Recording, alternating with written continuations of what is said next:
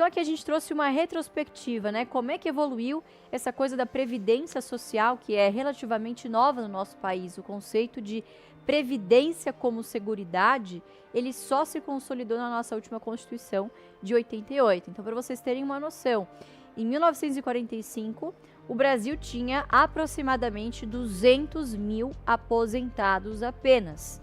Isso representa, da base populacional total, 0,48% da população, quer dizer, menos de 0,5% da população tinha acesso naquele momento aos recursos de uma aposentadoria unificada, tá? Já vou explicar o porquê desse histórico. E agora os números mais recentes, né? Segundo o Boletim Estatístico da Previdência Social, o número de beneficiários só da aposentadoria é de cerca de 19 milhões de pessoas. Se a gente incluir nessa base de dados os pensionistas, né, e aqueles que recebem também algum outro benefício, esse número supera os 37,5 milhões de pessoas que são beneficiadas hoje pelo sistema previdenciário, INSS. Em termos percentuais, em 2022, cerca de 8,8% da nossa população hoje recebe algum tipo de benefício. Menos de 10% e a conta já não está fechando. Veja só que situação preocupante. A Previdência no vermelho. E esse slide ele é muito engraçado porque ele mostra um pouquinho da evolução, né? Como que se deu a evolução da nossa Previdência Social ao longo dos últimos anos.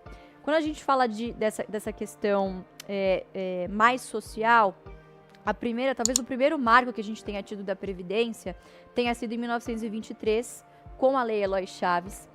Naquela época, os maiores beneficiários, né, quer dizer, quem tinha direito a acessar uma aposentadoria era basicamente os funcionários públicos, alguns funcionários também ferroviários, né? Obviamente que com o crescimento, né, e o êxodo da população para as áreas urbanas, depois a gente teve também a questão de Getúlio Vargas, né, com os sindicatos, com o aumento de toda a parte, como é que eu vou dizer assim, dos direitos dos trabalhadores, né? O governo começou a pensar, poxa vida, existe uma pressão social e também dos sindicatos para que essa previdência se estenda para o maior número de pessoas.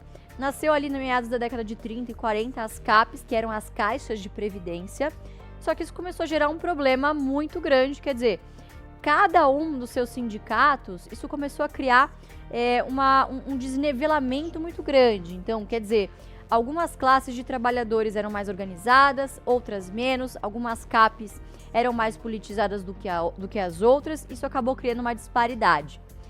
Evoluindo nisso, a gente chegou em determinado momento, ali na década de 50, 60, que foi justamente no início da carreira do Barsi, né? Então, para vocês terem uma ideia da contextualização que a gente está falando aqui de que o Barsi criou essa questão essa estratégia da carteira previdenciária, a gente chega no momento em que boa parte dos trabalhadores brasileiros eram representados pelas chamadas IAPs, que eram as instituições de previdência. Paralelamente, a gente tem a previdência complementar, que é como a gente chama hoje, que é a chamada previdência privada. As previdências privadas no Brasil, inclusive, elas são mais antigas ainda.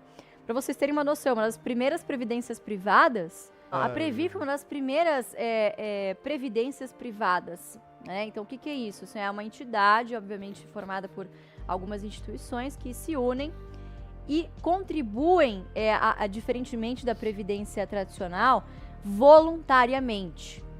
Então, a partir da década de 60, que é justamente ali aquela época que o Barsi começa a investir, né, finalzinho da década de 60, a gente tem justamente esse cenário.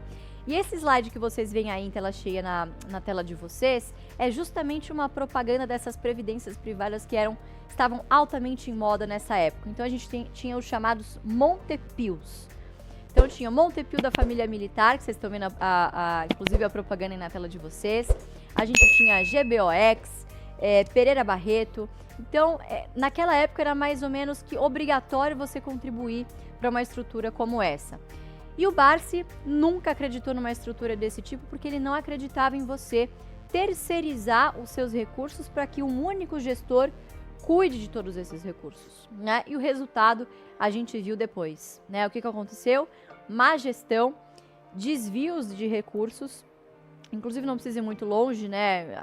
Há cerca de 5, 6 anos atrás a gente viu vários escândalos aí. Postales foi um exemplo, né? Postales, exatamente. Também na própria Previ, né? Então, situações de fato muito preocupantes. A baixa capitalização desses recursos captados, ou seja, as péssimas aplicações que esses gestores faziam com essas arrecadações nos fundos. E aí, na década de 80, a gente teve o resultado disso. Esses 130 mil associados, ou seja, credores. Na década de 80, esse Montepio, que era o mais famoso da família militar, acabou pedindo a sua liquidação judicial. E até hoje, olha quantos anos a gente está falando, até hoje, cerca de 15% dos recursos apenas foram recuperados. Ou seja, o Barsi naquela época tinha a sua razão, né? E a gente vai ver um vídeo agora, pessoal, justamente do próprio Barsi comentando sobre como funcionava a dinâmica das previdências na época que ele começou a nossa carteira previdenciária.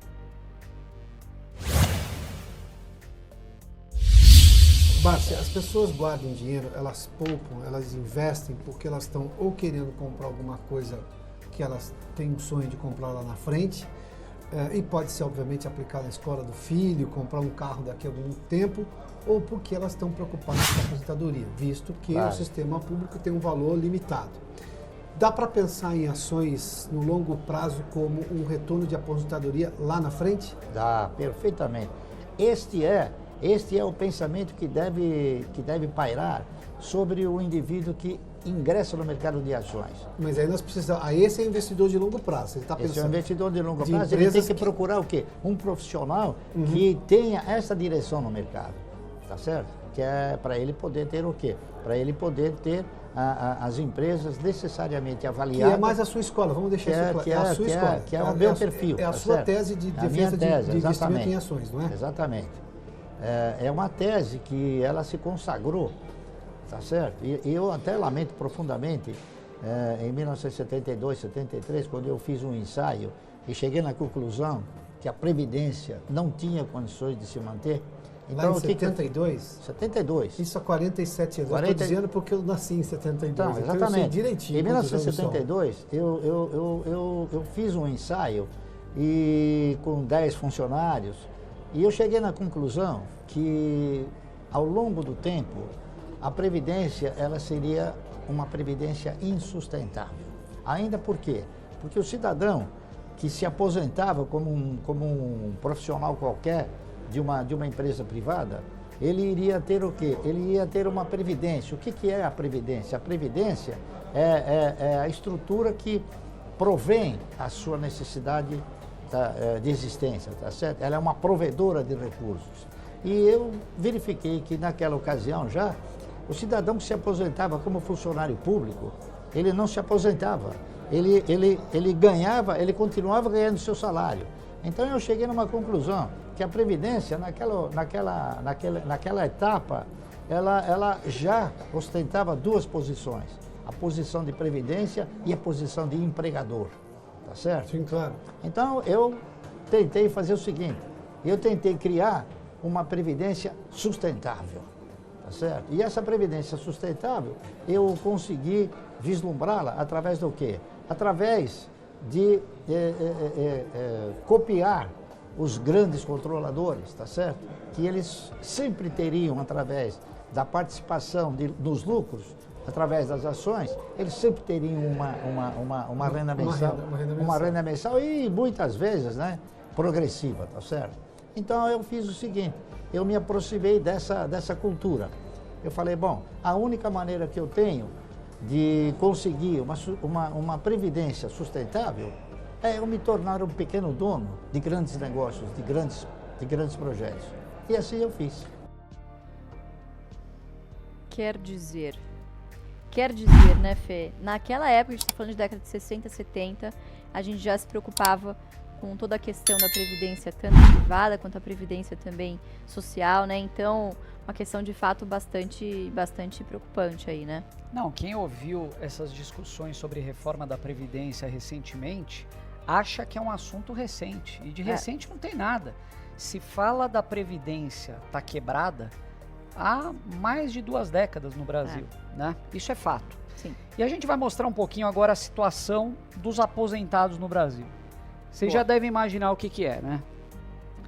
Bom, isso daqui são dados que, sendo muito sincero, a gente preferia nem estar falando sobre esse tipo de assunto, porque é o tipo de assunto que traz desconforto, que as pessoas sempre gostam de deixar para depois, mas que no fundo, justamente por essa cultura de deixar sempre para depois, acaba caindo no esquecimento e quando a pessoa se dá conta é tarde demais, né?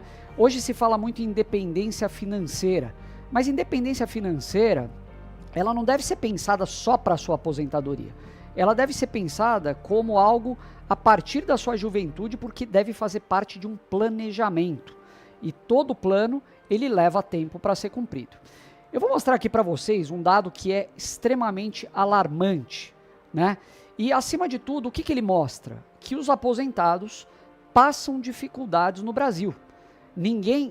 Todo mundo sabe, aliás, que essa é uma realidade, mas quando a gente olha números aqui, se torna muito mais alarmante e preocupante. Vejam só que em amarelo, 46% desses aposentados depende da ajuda de parentes para sobreviver. Os outros 28 dependem de caridade. Outros 25, ou seja, 1/4 desse universo de aposentados, é obrigado a seguir trabalhando mesmo depois de terem atingido aquela idade já onde deveriam estar usufruindo, deveriam estar desacelerando, e pelo contrário, eles têm que pegar no batente, talvez de uma forma até mais intensa, justamente para garantir a sua sobrevivência. Nesse ponto não é nem mais o seu futuro, é garantir que amanhã você tenha algo para comer, você continue pagando o seu aluguel e etc. E 1%, só 1% desse universo total é de fato independente. 1% dos aposentados conquistou a independência e consegue ter uma renda sem depender dos outros, sem depender da ajuda de outras pessoas, sem depender de terceiros ou, eventualmente, de um salário que muitos desses, como a gente pôde ver aqui, acabam sendo obrigados a depender. Passando para o próximo slide, pessoal, esse daqui é algo que muita gente sabe, mas na hora que a gente coloca em dados e fatos, a situação de fato é alarmante porque ela é uma situação matemática. Como que funciona o sistema previdenciário? Você tem todas as pessoas que estão numa idade economicamente ativa, que fazem a sua contribuição e que vão sustentar os que não podem mais trabalhar, né? O sistema atual, essa pirâmide que a gente vê aqui, é uma pirâmide dos últimos anos, mas se você olharem nos centros dessas faixas etárias, que engloba, obviamente, mais idades, mostra que, de fato, a pirâmide etária brasileira, até alguns anos, era uma pirâmide. Ela possuía uma base larga e um topo estreito, ou seja, era uma população jovem que tem condições de sustentar esse sistema previdenciário. Com essa analogia fantástica aqui do lado direito, é como se a gente tivesse uma pessoa sentada no carro ali no volante e 10 pessoas ou mais, só faltou cachorro aqui, né, Jean? Como se tivessem mais pessoas empurrando. Então é uma ajuda significativa e de fato o carro pega no tranco e consegue seguir viagem nessa situação. Fica fácil, né? Muita gente assim fica sustentando fácil. O sistema. Todo mundo sustenta, né, Jean? Então, só que essa realidade, aonde que começou a mudar tudo isso? Essa realidade não é permanente. A população brasileira, assim como várias populações de outros países do mundo, tem tido taxas de natalidade cada vez menores e com isso o envelhecimento populacional acaba se tornando uma realidade. É lógico, junto a isso vem tratamentos avançados em medicina, acesso a medicamentos, etc. Então, o que acontece? Você tem menos pessoas nascendo e mais pessoas vivendo mais do que no passado. Isso aparentemente mostra que a gente pode chegar numa situação problemática. Mas eu diria muito mais do que isso. A gente chega numa situação, eu vou colocar aqui para vocês, em 2060, que não só é preocupante, como é alarmante. Vocês veem esse carro aí na direita, que nada mais é do que o carro da nossa Previdência, né? não tem lugar para acomodar mais pessoas, todo mundo quer o seu lugarzinho ali no porta-mala garantido, mas ninguém quer empurrar. Tem uma mãozinha, duas ali, uma tá apoiando, né? É o famoso carro de palhaço, né? Todo mundo acha que Não, sempre cabe mais um. Tá apoiando porque tá esperando o primeiro a sair do carro para entrar. Exatamente. Então, o que é uma situação dessa? É uma situação completamente preocupante e sem solução, porque o governo vai precisar tomar medidas drásticas, como já veio tomando recentemente, reforma da Previdência, etc., para tentar minimizar isso, mas não vai resolver. E a reforma da Previdência é uma reforma temporária, é um band-aid que encontraram ali para simplesmente fazer aquela situação se segurar por mais alguns anos. Mas daqui a poucos anos, eu garanto para vocês, a gente vai precisar de uma nova reforma da Previdência. O envelhecimento populacional já é uma realidade e com ele vem justamente a falta de condição de qualquer pessoa contar com a Previdência do governo no futuro. Deixa eu passar para o próximo slide aqui, que eu acho que isso daqui ajuda a gente a entender muita coisa, né? Essa daqui é a teoria, tá, pessoal? Nada do que está aqui não quer dizer que é o que o AGF recomenda, não é o que a gente segue, mas isso é o que diz o livro. O que a gente vê aqui, inclusive, esse daqui é a teoria do ciclo financeiro de Modigliani. Se eu não me engano, ele ganhou até um prêmio Nobel, né? Junto com Miller e tal, por alguns outros estudos. Isso mesmo. E ele desenhou essa teoria aqui do ciclo financeiro. Como que funciona? No eixo X, você tem as faixas etárias das pessoas. Então começa lá na juventude, vai passando para a meia-idade e chegando até a terceira idade, velhice. No eixo Y, na vertical, você tem o patrimônio dessa pessoa. Então, a linha amarela, ela nada mais é do que o patrimônio da pessoa ao longo do tempo. Como que ele funciona? Então, de acordo com o Modigliani, você começa lá na sua juventude, determinando os seus objetivos na vida, poupando o máximo que você consegue, aprendendo a investir melhor, que na teoria deveria ser um bom momento já para você começar a aprender. Você começa a assumir mais riscos, já que você não tem tanto, então você poderia eventualmente perder tudo. Não é um risco tão grande, pelo menos nesse começo, que você poderia construir de novo. E você tem todo o tempo pela frente. E você tem o Tem tempo, o tempo joga a teu favor nesse Exatamente. momento, né, Lu? Então, esse primeiro momento, essa primeira fase, é a fase de acúmulo de patrimônio. Ali você está construindo e passando para a próxima fase, ali na meia-idade, já é aquele momento que você tem um pouco mais de estabilidade no teu trabalho ou no teu emprego, você já tem uma família em muitos casos, você já começa a ter filhos e tal. Então, você precisa de uma situação um pouco mais previsível, que você possa viver o seu dia a dia com uma certa tranquilidade. Essa é a fase, de acordo com o Modigliani, da manutenção. Aqui você aumenta o percentual dos investimentos conservadores e vai mantendo esse patrimônio até que ele atinja um pico e a partir daí você só vai gastar esse patrimônio. Você vai chegar na sua aposentadoria praticamente sem renda e aí você vai ter esse patrimônio que você construiu para gastar.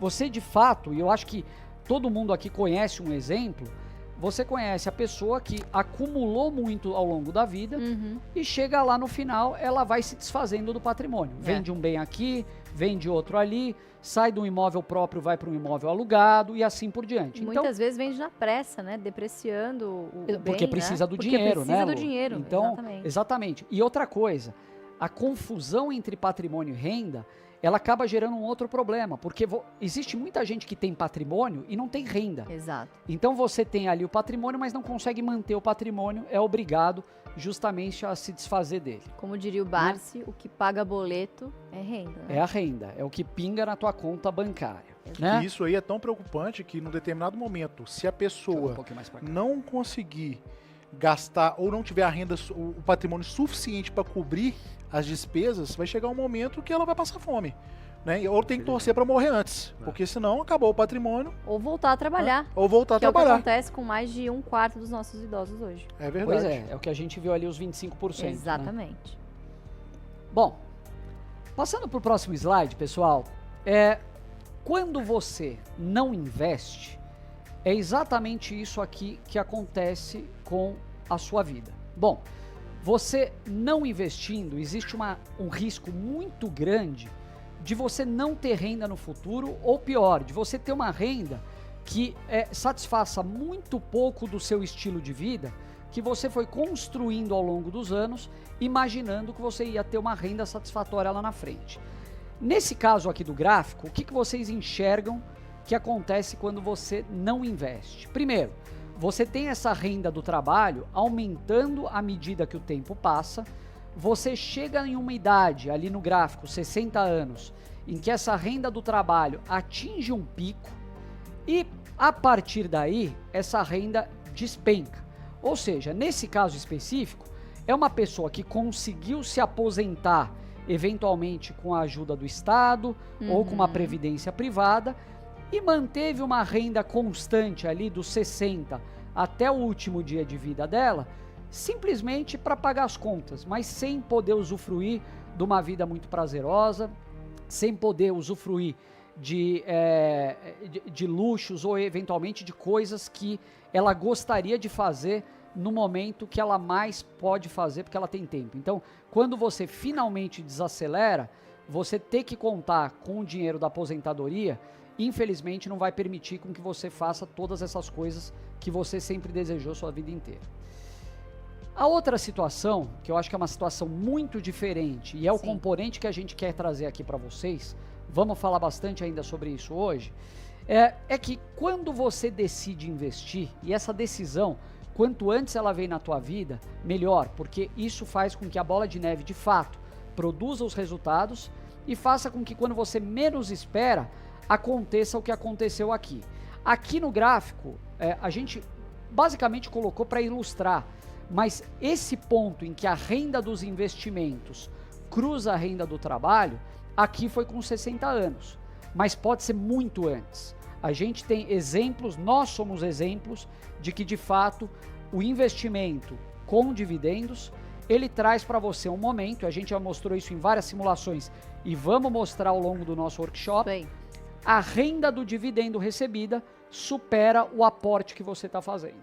Nesse momento o negócio começa a se alimentar de fato sozinho. Quer dizer, em determinado momento, inclusive, se você quiser, você não precisa nem mais tirar do seu bolso. Você Claro não que precisaria. se continuar, obviamente, que essa bola Você de dá uma neve turbinada. dá uma turbinada. Exatamente. Então aqui, o que acontece? A pessoa que investiu, ela atingiu o pico do investimento ali nos 60 anos, que inclusive superou com louvor aí a renda do trabalho, e essa renda dos investimentos, mesmo que a pessoa não tenha tido nenhuma renda depois, o que não é verdade em muitos casos, a pessoa pode continuar trabalhando, mas de uma forma muito mais tranquila, essa renda dos investimentos produziu uma vida na terceira idade muito mais prazerosa, que para muita gente poderia chegar até antes se investisse com consistência, regularidade e da maneira correta.